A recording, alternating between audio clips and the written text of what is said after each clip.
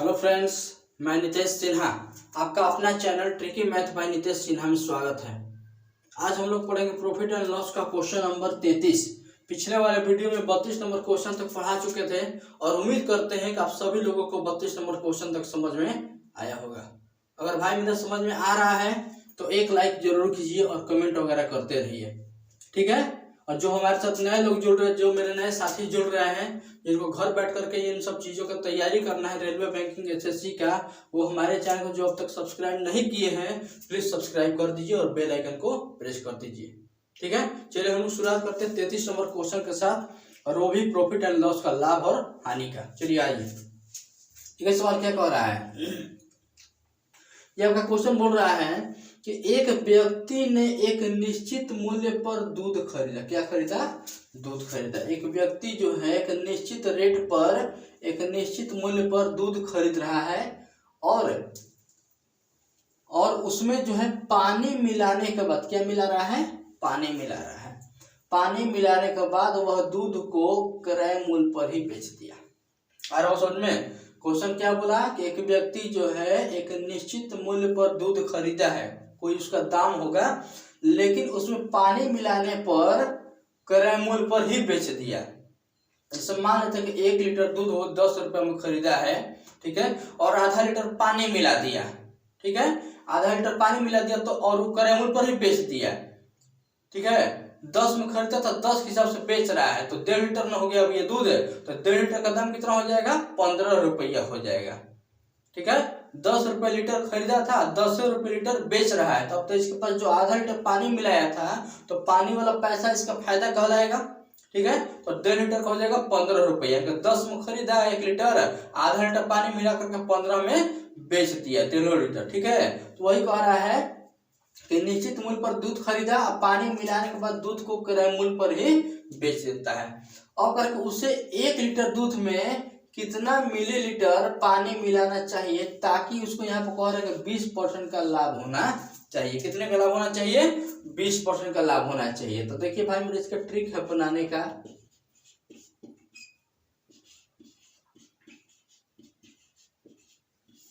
मिलावट की मात्रा बटा में वस्तु की मात्रा। इसका ट्रिक क्या है? मिलावट की मात्रा बटा में वस्तु की मात्रा। अब यहाँ पे लिखते हैं, कह रहे कि 1 लीटर दूध में कितना मिलीलीटर पानी मिलाएगा, यानी कि वस्तु कितना है? 1 लीटर, मिलाना कितना है? मिलीलीटर में, ठीक है। वस्तु है लीटर में, मिलाना है मिलीलीटर में, वस्तु वो भी है 1 लीटर। तो यहाँ पर वस्तु की मात्रा, यहाँ पर वस्तु की मात्रा 1 लीटर है। 1 लीटर दिया है तो 1 लीटर वस्तु की मात्रा में 1 लीटर बराबर 1000 ml होता है। मिलावट कितना करेंगे तो मान लेते हैं कि x ml मिलावट कर रहे हैं, यही हमको मिलाना है। आ रहा समझ में? वस्तु की मात्रा 1 लीटर है, मिलाना कितना है तो x। ये पूछा कितना मिलाएं, कितना मिला दिए तो x ml हम लोग यहाँ पर क्या कर दिए? मिला दिए।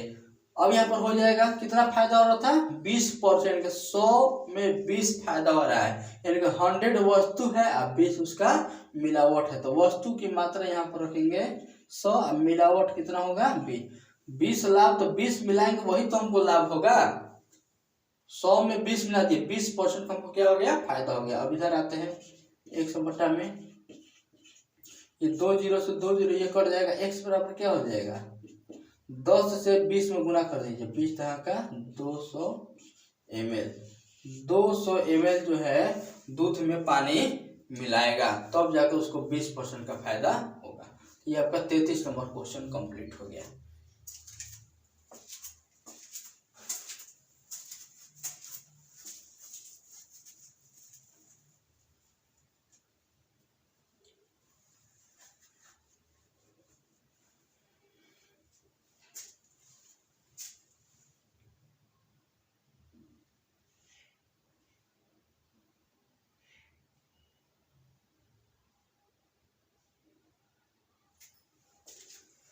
चलिए 34 नंबर क्वेश्चन की ओर बढ़ते हैं।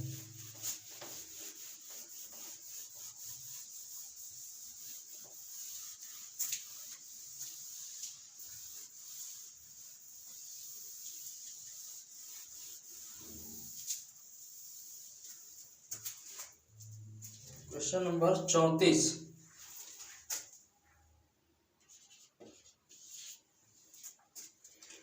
एक आदमी एक पंखे का विक्रय मूल्य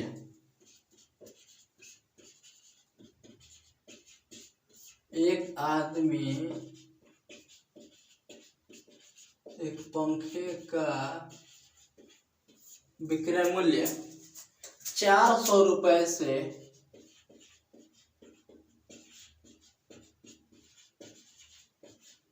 380 रुपया कर देता है।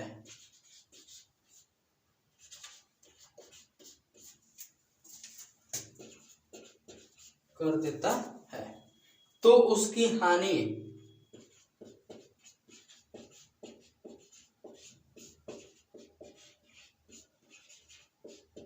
तो उसकी हानि 20% बढ़ जाती है।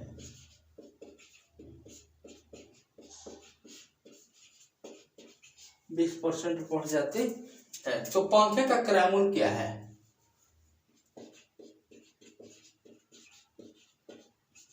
तो पंखे का क्रय मूल्य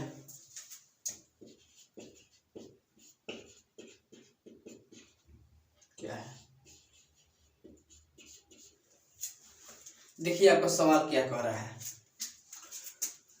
सवाल को पहले समझ लिया जाए कि एक आदमी एक पंखे का विक्रय मूल्य 400 से 380 रुपया कर दे रहा है।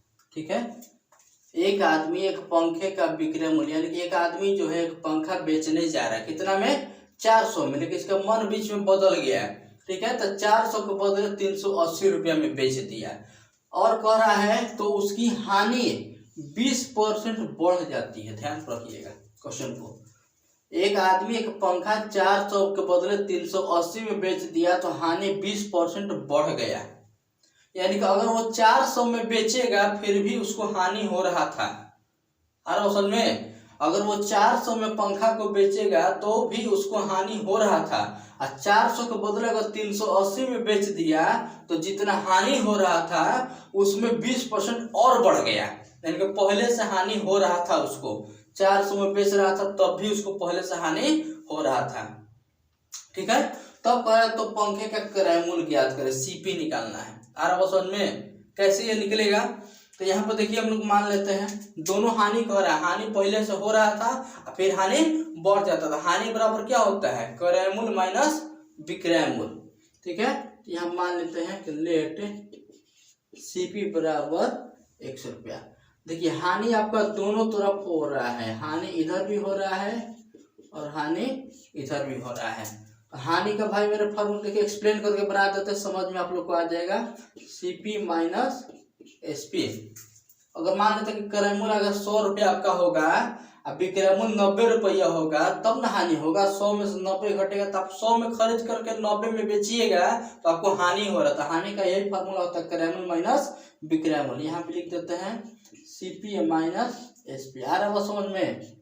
एक्सप्लेन करके बना देते ताकि आपको जल्दी समझ में आए। ये क्या कह रहा है? क्रय मूल्य मान लीजिए 100 रुपया और पंखे का विक्रय मूल्य कितना था? 400 रुपया। ठीक है, स्टार्टिंग में 400 में बेच रहा है लेकिन फिर कर दिया 380। तो भाई खरीदा कितना में था? तो 100 रुपया में खरीद रहा था और यहाँ बेच रहा था आपको कितना में? 400 में। तो भाई मेरे एक्स में खरीद करके 400 में बेच रहा है तो इसको हानि यहाँ हो रहा है, इसीलिए हानि का फॉर्मूला लिखें क्रय मूल्य माइनस विक्रय मूल्य। यहाँ हानि हो रहा है, लेकिन अगर वही आदमी एक्स में खरीद करके 380 में बेच देगा तो जो यहाँ हानि हो रहा था उससे 20% ज्यादा हानि इसको होने लगा। 400 में बेच रहा था तो हानि हो रहा था, 380 कर दिया और हानि इसका बढ़ गया। तो ये बराबर क्या कहता है कि दोनों तरफ बैलेंस होना चाहिए। तो ये तो 20% बढ़ गया हानि। ठीक है, तो 20% उसको बढ़ा देंगे। तो यहाँ पर हम लोग लिखेंगे 120/100। अब हानि बोला है तो 80/100 मत लिखिएगा, क्योंकि हानि में वृद्धि हुआ है इसलिए 120/100 लिखे। आ रहा है बस समझ में? अब इसका कैलकुलेशन किया जाए। 0 से 0, 2 से देखिए कटेगा 5 बार में और ये कटेगा आपको 6 बार में। ठीक है, अब क्रॉस मल्टीप्लाई हो जाएगा, 6 से इधर गुना होगा 6x माइनस ये हो जाएगा 2400, 5 से इधर गुना होगा, 5x माइनस 5 0 0, 5 8 40 का 0 हासिल 4, 5 15 4 19, ये हो जाएगा 6x, अब उधर चल जाएगा तो -5x बराबर माइनस 1900, माइनस इधर अगर कितना हो जाएगा प्लस, 6 में से 5 घटेगा क्या बचेगा x, और 24 में से 1900 घटेगा तो कितना हो जाएगा 500 रुपया। क्या पूछा था, वस्तु का क्रय मूल्य कितना होता है, क्रय मूल्य कितना माने थे 100 रुपया, और x बराबर कितना हो गया यहाँ पर 500 रुपया वस्तु का क्रय मूल्य। देखिए 500 में खरीदा था और 400 में बेचने जा रहा था, तो हानि यहाँ पर हो रहा है ना, और 400 को बदले 380 कर दिया तो और 20% हानि पड़ गया, तो वस्तु का क्रय मूल्य कितना था 500 रुपया। ये आपका 34 नंबर क्वेश्चन कंप्लीट हो गया। 34 नंबर क्वेश्चन आपका ये कंप्लीट हो गया।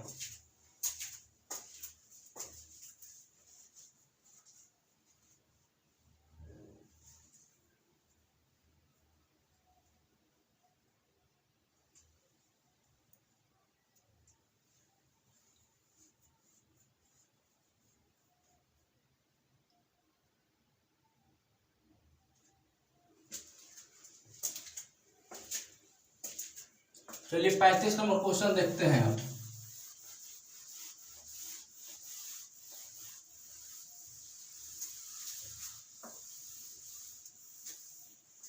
क्वेश्चन नंबर 35,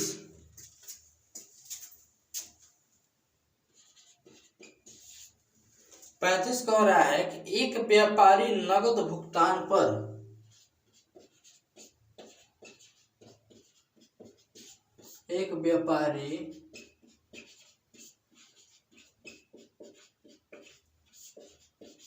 नगद भुगतान पर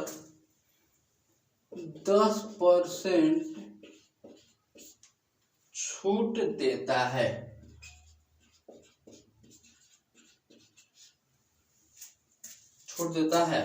वह अपने सामान पर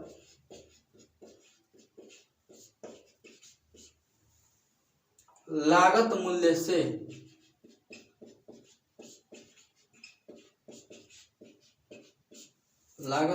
से कितना प्रतिशत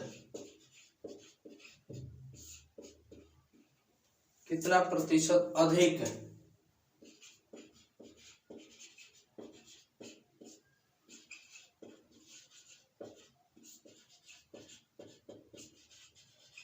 अंकित करेगी, जिससे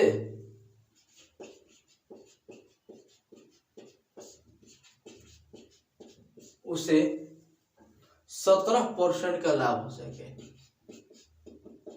17% का लाभ हो सके। देखिए 35 नंबर आपका ये सवाल आ गया। ये क्वेश्चन देखिए क्या कह रहा है, ये क्वेश्चन आपका क्या बोल रहा है कि एक व्यापारी नगद भुगतान पर 10% छूट दे रहा है। मान लेते हैं कि आप कहीं दुकानदार के पास गए, ठीक है, दुकानदार के पास आप गए, कपड़ा खरीदने के लिए गए या कोई भी वस्तु खरीदने के लिए गए, तो ऑन द टाइम उसी टाइम आप उसको फुल पेमेंट अगर आप कर रहे हैं तो दुकानदार क्या बोल रहा है, व्यापारी क्या बोल रहा है, अगर आप हमें तुरंत पेमेंट कीजिएगा तो तुरंत आपको 10% का डिस्काउंट मिलेगा। ठीक है, एक व्यापारी जो है नगद भुगतान पर 10% छूट दे रहा है। क्लियर करके वह अपने सामान पर, वो उसका जो वस्तु का दाम है, लागत मूल्य से कितना प्रतिशत अधिक अंकित करे कि जिससे उसको 17% का लाभ हो सके। क्वेश्चन आया समझ में। एक दुकानदार है, वो क्या कह रहा है कि अगर आप तुरंत पेमेंट कीजिएगा तो 10% का डिस्काउंट देगा। तो डिस्काउंट वो अपने घर से नहीं ना देगा, वो यहाँ दिमाग लगाया है।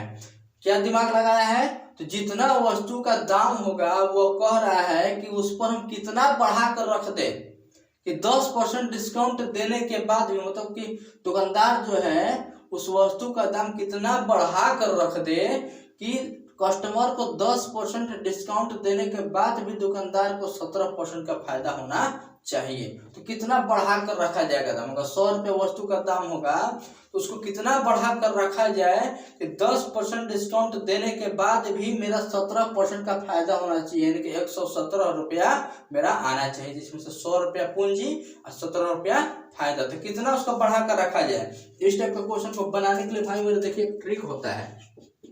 इस ट्रिक से पता चल जाएगा कि दुकानदार जो है कितना प्रतिशत बढ़ा करके वस्तु का दाम रखेगा। ये ट्रिक देखिए आपका होता है परसेंटेज कमी प्लस परसेंटेज वृद्धि गुने 100 बटा में 100 माइनस परसेंटेज कमी। कमी आपका दिया गया है 10% और वृद्धि चाह रहा है 17%। 100 माइनस 10 ये आपको हो जाएगा 10 17 27 गुने 100 बटा में ये हो गया 90। 0 से 0 9 से कट गया ये 3 बार में 3 में 10 से गुना कर दीजिए 30% अधिक 30% बढ़ा करके वस्तु का दाम रखेगा। अगर 100 रुपया दाम होगा वस्तु का तो उस पर 130 रुपया प्रिंट करके रखेगा और 130 रुपये में 10% डिस्काउंट दे देगा तो उसका 17% का फायदा हो जाएगा। आप लोग घर पर कैलकुलेशन करके देख सकते हैं। 130 कर दीजिएगा फिर उसका 10% डिस्काउंट निकालिएगा, देखिएगा आपका 117 रुपया आ जाएगा। ठीक है, अगर आ जाए आप लोग तो कमेंट वगैरह कर सकते हैं। ठीक है, ये आंसर मेरा सही है। ये 30% बढ़ा कर रखेगा। ये 35 क्वेश्चन आपका कंप्लीट हो गया। 35 नंबर कंप्लीट हो गया क्वेश्चन। समझ में अगर आ रहा है तो कमेंट करते रहिए।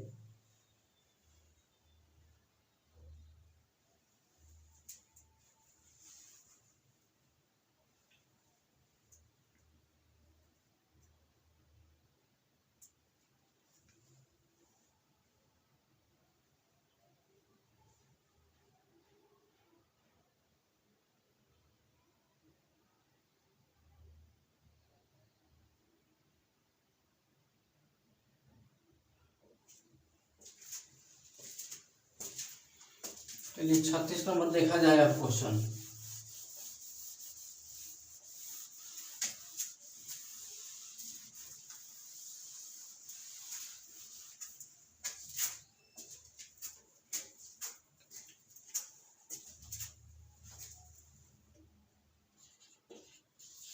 छत्तीस नंबर क्वेश्चन कह रहा है कि एक दुकानदार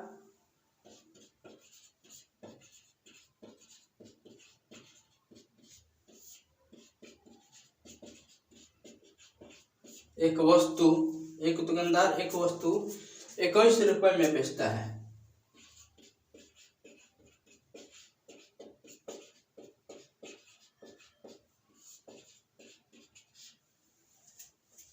जिससे उसको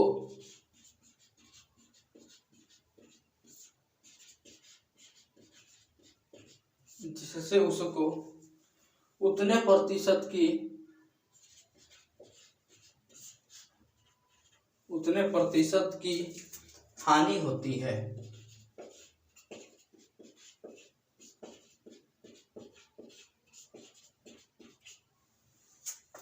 जितने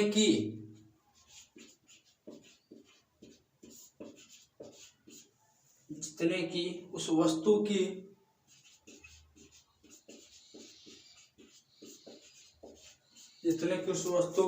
क्रय मूल्य थी।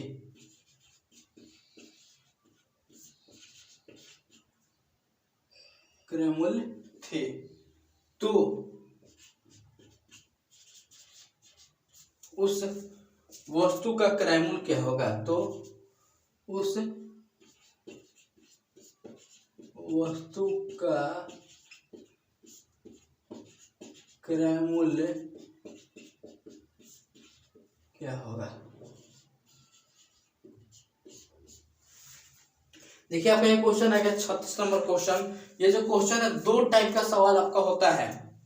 ये क्वेश्चन जो है 36 नंबर दो टाइप का सवाल होता है, एक हानि वाला होता है और एक लाभ वाला होता है। ठीक है, तो इसको एग्जामिनेशन में जब भाई मेरा ऑप्शन दिया रहेगा तो ऑप्शन से इसको बहुत फास्ट हम लोग बना सकते हैं। इसको बनाने का 2-3 तरीका है, लेकिन आपको हम बहुत अच्छा तरीका एक देने वाले हैं, ट्रिक।